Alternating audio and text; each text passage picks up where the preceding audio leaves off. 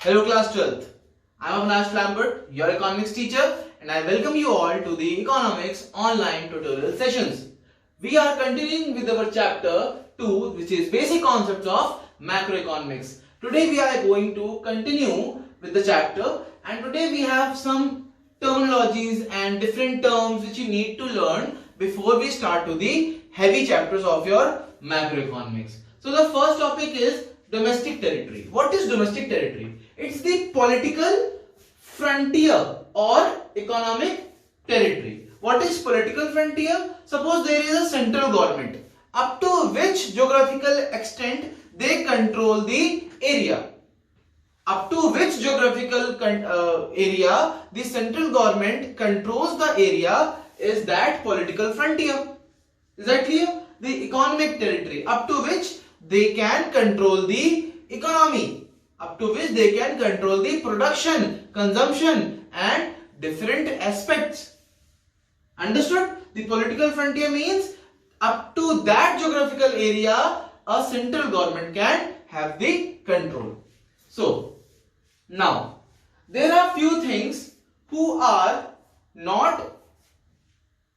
are included and some are not included in the domestic territory. Now first, ships and aircraft operated by normal residents between two or more countries.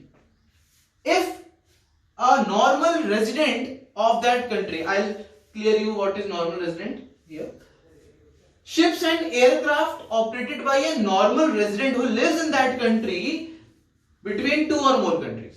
Between two or more countries. If a normal resident is having a ship or aircraft, he can use that ship to two or more countries. So that will be included under the domestic territory. If he is taking to some other water places, that will be included to the domestic territory. Now the second thing, embassies, military establishments of a country located abroad. If Indian embassy is located in America, then that Indian embassy comes under the domestic territory of India only. It won't be a part of America. So, embassies, the military establishments of our country which are located abroad, this will be included in the domestic territory. For example, Indian embassy in Russia is a part of domestic territory of India. Likewise, in the same way, if the Russian embassy in India is not a part of domestic territory of India, the Russian embassy which is in India is not a part of domestic territory in India. And in the same manner, the international organizations, the big international organizations which are United Nations Organization, WHO, which are located within the geographical territory of India, but they are not a part of domestic territory. Is that clear? Let's talk about normal residents. Who are normal residents? An individual or an institution. See, a normal resident could be an individual, a person, a human being, or any institution who ordinarily resides, who lives in a country. Suppose an individual is living in India and whose center of economic interest also lies in that country. If someone from different country is living in India from 1 year or 2 years, but his economic interest also lies in India. Suppose he is earning from India, he is spending in India and he is saving his money in India, then from that location, that person will be the normal resident for that country. If he is living in India, suppose a Chinese person is living in India and his economic interest lies in India. His earning, his spending, his saving all are within India, within the domestic territory of our country. Then he will be the normal resident of our country. He will not be given the citizenship. Citizenship is a different thing, but he will be the normal resident of the country. Now, who won't be included in the normal residentship? A foreign tourist who comes to visit to India, a foreign visitor, someone, so for example, our relative who comes to India. No, they won't be included in the normal residents because their economic interest does not lies in India. Or the foreign staff of embassies. Suppose American embassy lies in India, and if their employees, their staff, they are not treated as the normal residents, because their economic interest lies in the America, not in India. Even though they are located in India, but their economic interest does not lies in India. Now, employees of international organizations like WHO, UNO, and so many organizations, they are not included in the normal residentship. Now, let me clear the citizenship and residentship.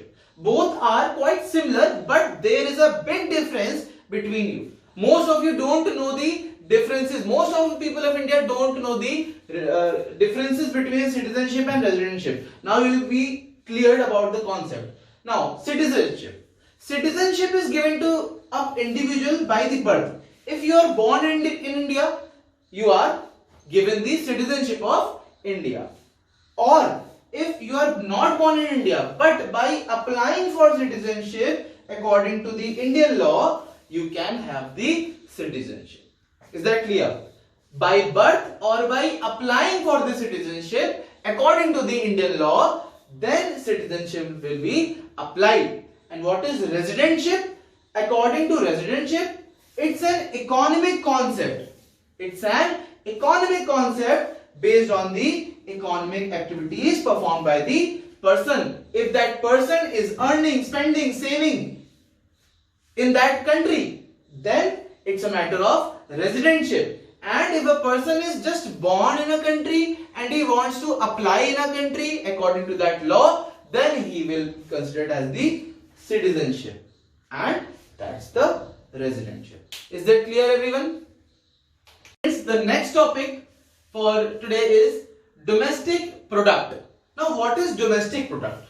It includes production, to produce, production, activity of production units, production by the firms, by the production units located in the economic territory, the domestic territory, irrespective of the fact. Irrespective means it doesn't matter whether carried out by a resident or a non-resident. By a resident or non-resident. If the production by the production units are done in an economic territory, if any product is being made, if any manufacturing is being made in our domestic territory, irrespective of the fact he is whether resident of the country or not the resident of the country, then this product, this manufacturing will be included in the domestic product. Those goods and services will be known as the domestic product of that country.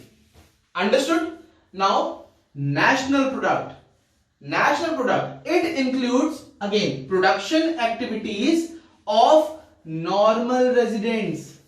Of normal residents. Who are normal residents?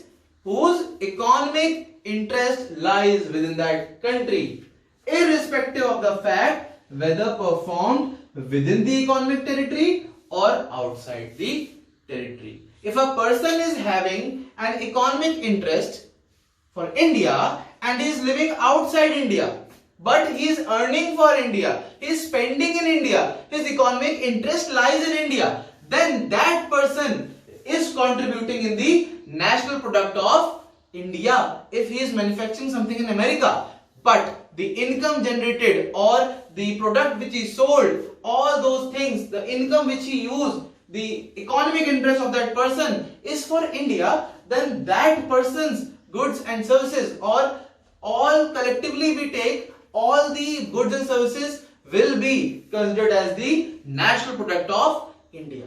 Is that clear? Now, money value of domestic product. Suppose we have manufactured 1 kg of goods and services. Now, what will be the money value of that 100 kgs of goods and services? Suppose we have manufactured 100 kgs of goods and services, then the money value of that 100 kg, suppose 100 kg is equal to 1 lakh rupees, then 1 lakh rupees will be known as the domestic income. We have produced 100 kgs and we have received as income the 1 lakh rupees, and that 1 lakh rupees will be known as the domestic income. And likewise, money value of national product. The money value of national product which is produced by the normal resident and irrespective of the fact of economic territory or outside it. See, so the goods and services, the value, the money value of these goods and services of national product are known as national income.